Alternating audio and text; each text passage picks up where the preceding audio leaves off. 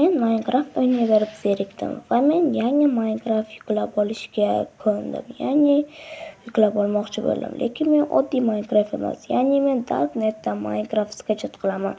Zo'rroq bo'lish uchun esa unga kechqurun kiraman. Va men kompyuterimni yoqqanimda oddiy Minecraft va Minecraft degan Minecraft paydo bo'ldi. Men bundan hayron qoldim va men Minecraft degan Minecraftga kirib ko'rdim. Kirganimda esa o'lishni xohlasang o'yinga kir degan narsani topdim. Men bunga e'tibor bermadim va yana bir yozuv chiqdi. Ya'ni you will die, sen o'lasan degan yozuv. Lekin men bungalarga ko'ndim va kirdim. Kirganimda esa bitta mer ochiq turgan edi. Men bunga hayron qoldim. Va mana bu yerdagi yozuv xitoychasiga yozilgan edi. Bunda ham sen o'lasan degan ma'noni anglatar edi. Va men bundan keyin umuman merga kirgim kelmay qoldi. Lekin mening hissiyotlarim jo'shqinlashib, bu merga kirishga majbur bo'ldim. Bu merga kirganimda sal g'alatiroq Minecraftga kirdim. Va keyin esa men strukturalarni yig'ib o'zimga uy qurishni boshlab yubordim. Uy qurish vaqtida juda ko'p vaqtim ketdi. Juda katta uy qurdim. Kechqurun bo'ldi. Juda ko'p vaqtim ketgandan keyin esa bu uyni qurib bo'ldim. Qurib bo'lgandan keyin esa men o'zimga ovqatlanib oldim, chunki juda charchagan edim. Tepa 2-qavatga chiqib uxladim. Lekin uxlayotgan paytim personajim negadir uxlamadi. Bu narsa meni juda hayron qoldirdi. Keyin esa men pastdan ovoz tovushlarini, ya'ni oyoqdan bosgan tovushlarni eshitdim va men u yoqni ko'rish uchun svetni oldim va pastga tushishni boshladim. Va pastlarda ko'rib chiqdim, lekin bu yerda hech narsa yo'q edi. Va men bu yerda ko'rdim. Ya'ni shuni qo'yganimda bitta arvoh oldimdan ko'rib orqamdan o'tib ketdi. Va bu juda hayron qoldim. Va men uyning tashqarisiga chiqishni boshladim. Uyning tashqarisiga chiqdim va uyimning boshqa tomonlarini ko'rib chiqdim. Lekin bu narsa meni juda qattiq o'ylantirib tashladi va juda o'yladim va mana shu meni oldimga ko'ringan joyga bordim. Ko'ringan joyda esa u yo'q edi va tomlarda ham u yo'q edi. Keyin esa men bu yerdan borib bir joyni topdim. Va keyin men bu yerga qiziqib pastga tushdim. Qiziqishlarim to'g'ri bo'ldi. Ya'ni men pastga tushganimda bir sandiqni topdim. Keyin esa men sandiqni ochishga majbur bo'ldim. Sandiqni ochganimda esa bir qog'oz turgan edi. Bu qog'ozda nima yozilganligiga qiziqdim va oldim. Bu yerda esa yozilishicha mana sening bu xatni topdingiz. Bu yerda juda yaqin joyda qishloq joylashgan. Sen bu qishloqqa kelgin va men senga qurollar beraman va biz birgalikda arvohlarni yo'q qilamiz. Qishloqlarni bu arvohlar kechqurun uxlattirmayapti. Sendan iltimos qilib so'rayman. Va men bu narsaga qiziqdim va qayiqni olib ana shu qishloqqa yo'l oldim. Qishloqning koordinatalari bor edi. Bu juda yaqin koordinatalar ekan. Va men juda tez keldim. 1 minut deganda va men qishloqni ko'zdan kechirib chiqdim. Qishloqda hech narsa yo'q. Arvohlar ham, hattoki jitellar ham yo'q edi. Mayli deb hamma joyni tekshirib chiqdim. Tekshirib chiqayotgan vaqtimda esa bir katta uy chiqdi. Bu yerda ham hech kim yo'q edi. Va mana shu yerlarni tekshirib chiqdim. Xo'p, bu yerlarda ham hech narsa yo'q edi. Bu yerda ham va mana bu yerda ham hech narsa yo'q. Va to'satdan ana shu xatni yozgan odamning uyini topib qoldim. Va bu yerga xuddi o'sha odam edi. Va men bu yerni chaldim. Chalayotgan vaqtimda o'zi eshikni ochib qoldi va men hayron qoldim. Men 2 kishilik o'yinda emas, 1 kishilik o'yinga kirgan edim, lekin men bilan 1 kishi o'ynayapti. Men bu ishiga buni oddiy odam emas, oddiygina bot deb o'ylagan edim, lekin menga u yozishni boshladi. Salom, sen bu xatdan kelding va mana bu yerlarni yopib qo'yish kerak degan gaplarni gapirdi va men hayron qoldim va oddiy odam bilan gaplashayotganimni tushunib yetdim. Nima bo'lyapti deganimda bu yerda arvohlar ko'p va buni har kun kechqurun ko'rasan. senga bir qurol beraman va senga snayper qurolini beraman, chunki snayper quroli senga kerak bo'ladi, dedi. Va keyin men snayper qurolini oldim va pistoletini ham o'ziga berdim. Xo'p, endi esa biz ketamiz, dedi. Va men ham mayli dedim va biz yo'lga chiqdik. Yo'lga chiqayotganimizda mening oldimdan, ikkalamizning oldimizdan qora mushuk chiqdi, ya'ni bir narsa bor, afsona chiqdi va uni bitta otib o'ldirdi. Lekin negadir bizga umuman teginmayotgan edi. Lekin baribir o'ldirishimiz kerak edi ularni.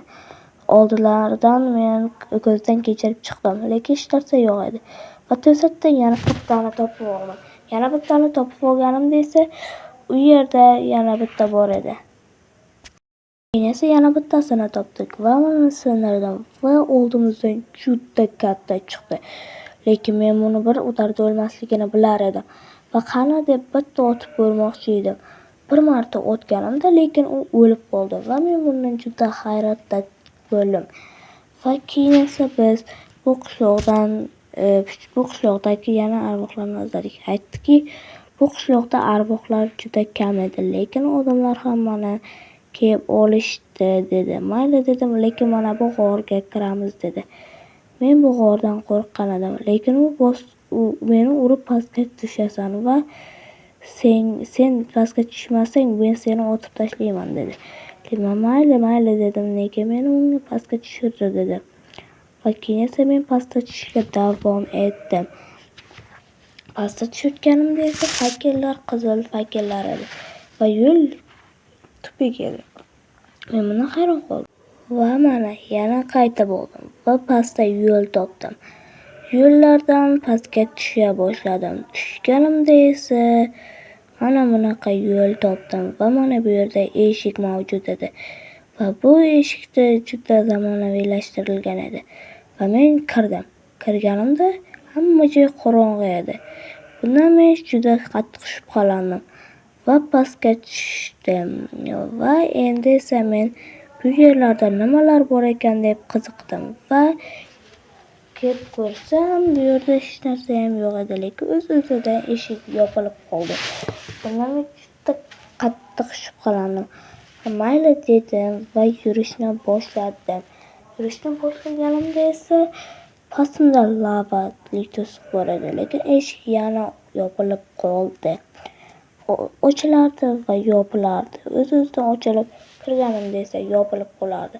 Hozir men kirganimda yopilib qolishi aniq, lekin men qo'rqmasdan kirishim kerak degandim, lekin oldimdan bir narsa o'tib ketgandek bo'ldi. Va men bu yerdan juda survordim. Keyin esa nimadir urgandek bo'ldi. Va keyin esa men bundan hayron qoldim va yo'limda davom etdim. Orqaga qaytardim, bir oldinga va pastda lava bor edi. Bu yerda tushganimizda esa suv bor ekan. Suvdan pastga tushganimda esa pastlar judayam boshqa narsalar va oldimdan bir narsa o'tib ketdi. Va men bundan juda hayron qoldim. Mana o'tib ketayotdi. Va men o'yladim va orqasidan quvalay boshladim. Lekin u lavaga tushib ketdi va u o'lib ketdi. Hayron qoldim. Mayli dedim va mana bu eshikni ochdim. Mana bu eshikni ochganimda esa mana bunaqa narsa paydo bo'ldi. Va keyin esa men mana bu yo'llarda yurdim. Lekin mana bu yerda men bir o'likni topdim. Lekin men bu o'likdan qo'rqdim, chunki bu o'lik o'zini o'likka solayotganday edi, chunki u ko'zini ochib yumardi. Mana bu eshikning oldida esa bir odam kelib eshikni yopib ketib qoldi. Va hayron qoldim. Eshikni ochilmay qolardi, lekin bir ochiq qoldi. Lekin ana shu odam yo'qolib qoldi. Keyin esa men juda qattiq o'yladim. Bu yerda nimalar borligini. Keyin esa men bu yerdan chiqdim. Chiqqanimda esa bo'ynakka o'lik yotgan edi va mana bu yerga bu xonaga bir kirib ko'rdim. Bu xonada nima borligini juda qiziqdim, lekin men kirmasligim kerak deb o'yladim. Bir kirgim kelardi, bir kirmagim kelardi, lekin bir kirmay turdim. Va bir arvoh kelib, bunday qilib keldida, shunday qotgan holatda yana chiqib ketdi bo'ynakida. Keyin yana eshikni ochdim. Eshikni ochganimda esa hamma joy qon edi va anerda narsa bor turgan edi. Va mana ana shu men juda sarosimaga tushdim va qochib ketib ana shu xonaga kirdim. Mana xonaga kirdim va svetni qo'limga ushlab oldim va eshik o'z-o'zidan yopilib qoldi. Va men juda sarosimaga tushib, mana shu yerga o'tirganimda bir arvoh paydo bo'lib, oldilarimga keldi va u o'z-o'zidan yana oldimga kelib gapirishni boshladi. Sen bu yerda nima qilyapsan? Davay mana bu yerga o'tir, bo'lmasam seni men otib tashlayman dedi. Va men qo'rqdim. Va men mana bu yerga o'tirdim. Mana shu yerga o'tir dedi. Va men o'tirdim. Boshiga men uni arvoh deb o'ylagan edim, lekin u odam ekan. Quloq eshigida ham yopganday bo'ldi. Va keyin esa boshimga nimadir kiydirib yubordi. Keyin oldimdan bo'ynaki qora mushuk chiqdi va o'z-o'zidan meni oldimga kelib oldi. Va yana yo'qolib qolganday bo'ldi, lekin u qorong'i bo'lib yaqinlashib kelayotgan ekan.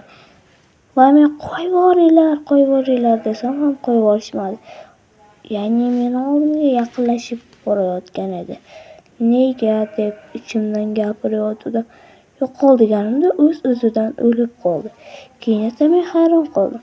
Keyin esa o'z-o'zidan yana svet o'chdi, yana yondi va men hamma tomonlarga qarar edim. Va mana bu eshik esa ochiq qolib ketgan edi. Men ana shu yerga yaxshilab qarab turganimda esa deb narsa chiqib keldi. Va keyin esa hammaga xayr, sizlar bilan men Feniks bo'ldi. Hammaga xayr, sog' bo'linglar, omon bo'linglar. Oddiy tarjima edi bu.